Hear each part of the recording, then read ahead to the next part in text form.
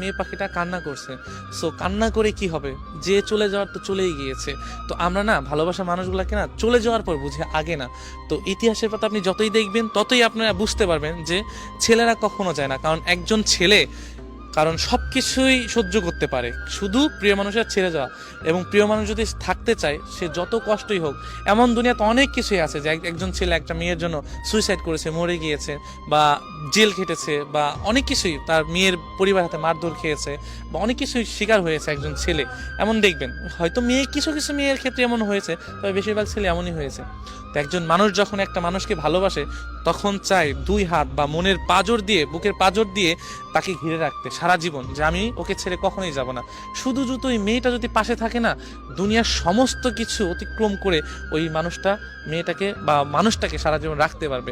একজন ছেলের ইচ্ছা, আপনি 100 জন ছেলের কাছে যাবেন, 1000 জন ছেলের কাছে যাবেন, প্রত্যেকটা ছেলে একই কথা বলবে যে আমি আমার মানুষটাকে আমি সারা জীবন রাখতে চাই, আমি আমার ভালোবাসার মানুষটাকে সারা জীবন আঁকড়ে ধরে থাকতে চাই।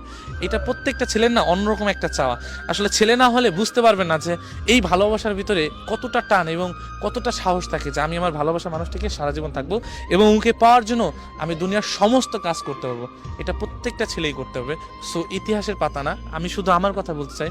তুমি যদি একটিবার বলতে যে আমি তোমার কাছে সারা জীবন থেকে যাব, যত কষ্টই হোক, যত যাই হোক, আমি তোমাকে আমার কাছে রেখে দিতাম, কখনোই তোমাকে দুঃখের ছায়া লাগাতে দিতাম না, আর আমি তোমার সারা জীবন ছায়ার মতো তোমার পাশে থেকে যেতাম। কিন্তু আফসোস, একটিবারও তুমি বলো নেই যে আমি তোমাকে সারা জীবন তোমার কাছে থাকতে চাই।